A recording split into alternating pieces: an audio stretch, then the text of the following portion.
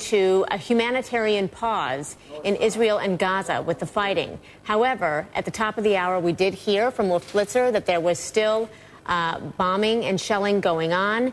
We do want to talk to Robert Seri. He brokered this 24-hour pause that Hamas finally agreed to. There was a 12-hour pause earlier that Israel had agreed to. Hamas rejected it. There has been some sort of a turnaround.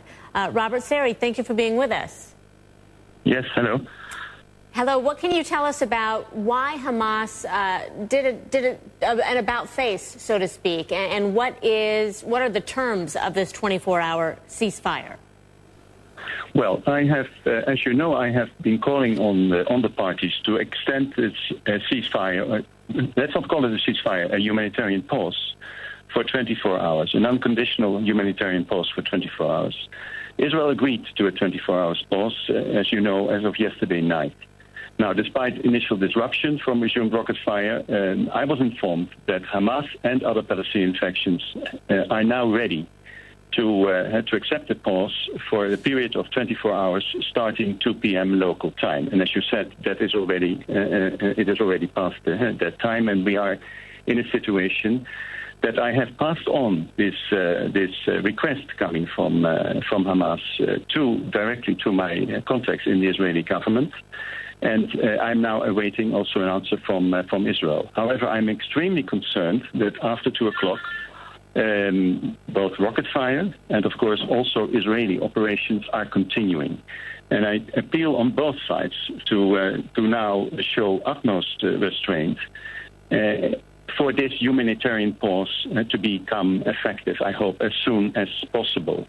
This will allow civilians to resume their vital daily lives, both in Israel and in Gaza. You know that in Gaza there are very urgent work is still to be done in terms of recovering bodies and wounded.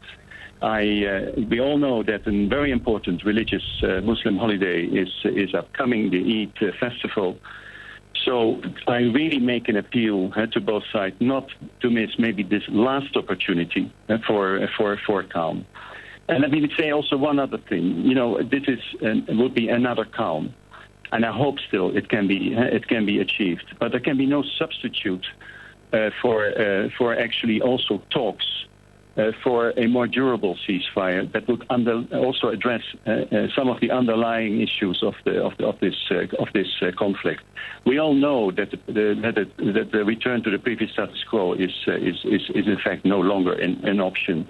What I really hope is that if we have another 24 hours, is that actually parties, with the help of Egypt and other parties, including, of course, also Secretary Kerry, would actually build on it and make some progress towards a more durable ceasefire, because we cannot go on like this.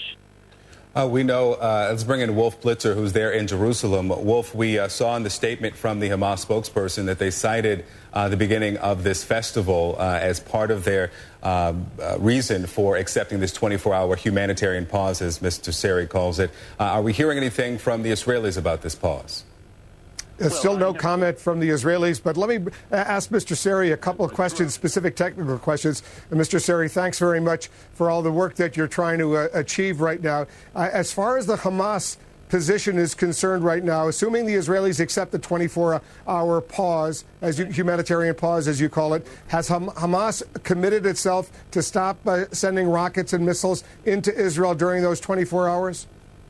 If you allow me, to the people in Gaza, please don't go back on the streets or to your houses now until there is an effective ceasefire and an announcement to that effect is made. It is still very dangerous for people in Gaza. I'm still working around the clock, and I hope that this opportunity will not be missed. I know you're working very hard, but the understanding you have is if Israel agrees to this pause for 24 hours, there won't be any more rockets and missiles from Hamas coming into Israel. Will Israel, during this 24-hour period, assuming it stops its airstrikes, will they still be allowed to go after, try to destroy those tunnels that go from Gaza into Israel during the next 24 hours? Well, Wolf, I have been asking for an unconditional humanitarian ceasefire, or I rather prefer to call it a pause, because it is not a real ceasefire. Of course, this is a situation where the Israeli army is deeply now embedded into Gaza. That's also why I said earlier that parties will have to address also the underlying causes and have to try to get now, as soon as possible, to a more durable ceasefire, which would then also imply the withdrawal of Israeli forces from Gaza. But this is an unconditional pause I've asked for. I, of course, hope that both sides will use utmost restraint and will not take any actions that will lead inside this pause to renewed fighting. So basically what I understand you saying, Mr. Seri, is that Hamas has agreed to this unconditional ceasefire, but you're still waiting for an official response from the Israeli government. Is that right? That is right. But I also tell Hamas that I'm very perturbed by the fact that there are still rockets coming out. And that, of course, should also immediately stop now. You say rockets coming from Gaza into Israel. Is that what you mean? Yes, after 2 o'clock. So that is what I'm worried about. And I'm also worried about any continued, of course, Israeli operations, in particular if they would affect civilians. I hope that both sides now can show some wisdom and reason, and then we will be able actually to have a renewed pause during an upcoming very important religious period. And as I said before, we need also a pause actually create some momentum in political talks to get out of this, Wolf. Yes, with Eid, the end of Ramadan, this would be a very appropriate moment right now to start a 24-hour ceasefire. I know U.S. officials have told me, Mr. Seri, they hope there would be a 24-hour ceasefire, but then that could be expanded to another 24 hours. Then that could be expanded to another week. And during this process, international diplomats, including the United States and Egypt and Qatar and everybody else, could get involved and deal with some of the longer-term issues. I assume, Mr. Seri, that's your objective as well. Yes, absolutely. Absolutely. Absolutely. All right. And is there a timeline when when the Israelis told you they will give you a response whether or not they're accepting this 24-hour initiative that you put forward? In this business, there are timelines which are usually then not kept. But I hope that, of course, the Israeli government will very soon take a decision on this. And at the same time, I hope that both sides will show already utmost restraint on the ground and actually will stop fighting. You're very experienced in dealing with this crisis, Mr. Seri. What Israelis sometimes suggest, and I'm anxious to get your thought, is that there may be one position that the political wing of Hamas comes forward to, but then the military wing doesn't necessarily accept that. Is Hamas speaking to you with one voice, or do you sense there's a debate going on within the military and the political wing of Hamas? Well, being involved in these delicate talks, both I rather prefer not to comment too much on this question of you. But let me say one thing. We have seen before that if there is a decision taken, and there is a decision taken now by all the factions to actually stop fire, that they are capable of doing so. That decision has been taken now on their side. Well, that's the opportunity, and I hope it will not be missed. Yeah, I hope you're right. And one final question, Mr. Seri, before I let you go. Assuming Hamas accepts it, will Hamas also make sure that Islamic Jihad, which operates in Gaza, and some of the other factions, they will be on board as well? Yes. This is, by the way, a statement made on behalf of all the Palestinian factions, not Hamas only.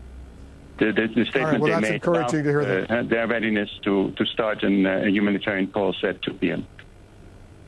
Well, we're going to find out what the Israeli position is. You probably will get a phone call earlier than we will. If you get an official reaction from Israel and from Hamas, we'll put you back on the air and you'll tell our viewers in the United States and around the world what's going on. Clearly, Mr. Seri, this is a very, very delicate moment right now, and we appreciate all the good work you're trying to achieve. We'll stay in close touch with you. Thank you very much.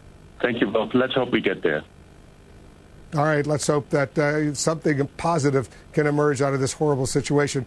Christy and Victor, you got the breaking news right there. It's up to Israel now to decide whether they're going to accept this initiative from the United Nations, from Robert Seri, the special Middle East envoy for the UN. He reports to Ban Ki-moon, the UN Secretary General. Let's see if Israel responds positively to this initiative, a 24-hour humanitarian pause or ceasefire, truce, whatever you want to call it, actually goes into effect. It was supposed to go into effect a few moments ago, but I understand as we speak right now, it has not gone into effect. Rockets still coming in, Israel still pounding away. So let's see what happens in the next few minutes, maybe the next hour or so. We'll see where we go. Yeah, no official response yet, but unofficially, as supposed to start at the top of the hour.